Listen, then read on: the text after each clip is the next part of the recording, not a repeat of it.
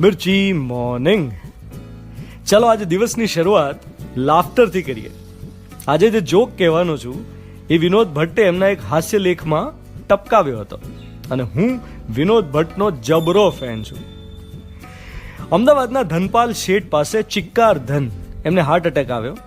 યમરાજાએ આંગણામાં ઝાડ નીચે પાડો પાર્ક કર્યો અને આવીને કહ્યું, વત્સ ચાલ તને તેડવા આવ્યો છું.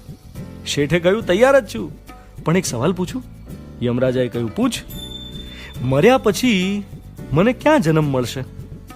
યમરાજા કે કોન્ફિડેન્શિયલ છે, ના કહેવાય. શેઠ કે કોને હવે, હું ક્યાં કોઈને કહેવા જવાનો છું.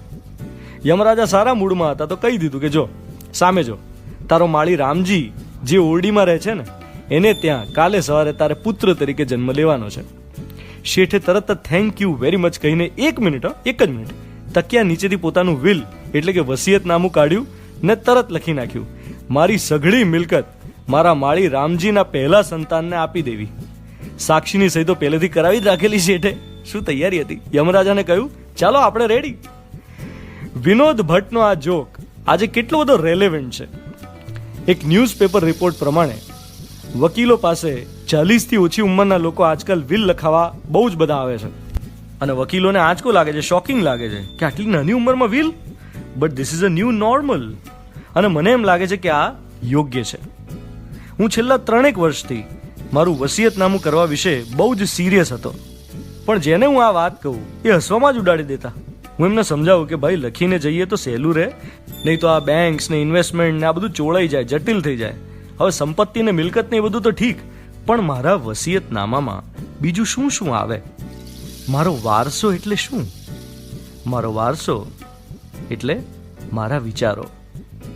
મારા એ વિચારો જેને હું રોજ આકાશમાં વહેતા મૂકું છું. એ વિચારો મને જ્યાંથી મળે છે ત્યાં જ પાછા મોકલું છું. એ વિચારોના બીજ જે હું રોજ વાવું છું ને તમારા મનમાં એ વિચારોની વાવણી કરું છું. એમાંથી જે ઉગે તે મારો વારસો, આપણી સહિયારી મિલકત. મારો વારસો એટલે મને વડીલો પાસેથી, કુટુંબ પાસેથી મળેલા સંસ્કાર. મારો વારસો એટલે વર્ષોથી મેં વહેંચેલું વહાલ, મેં વરસાવેલો પ્રેમ, ચિક્કાર તરબતર કરી મૂકે એવો ગળાડૂબ પ્રેમ, જાતને ભૂલીને બધું અસ્તિત્વ ઓગાળીને વરસી જવાની ઘટના એટલે મારો વારસો. મારો વારસો એટલે મારી સમજણ અને એનો સેતુ. બોલો, તમારો વારસો એટલે? જો તમારે વસિયતનામું કરવાનું હોય તો કોને કોને શું શું આપીને જશો? કેટલો સરસ અને ઉચિત સમય મળ્યો છે આ વિચારવાનો. વિચારજો. You are listening to Mirchi. હું છું ધ્વનિત તમારી સાથે. Good morning my dear.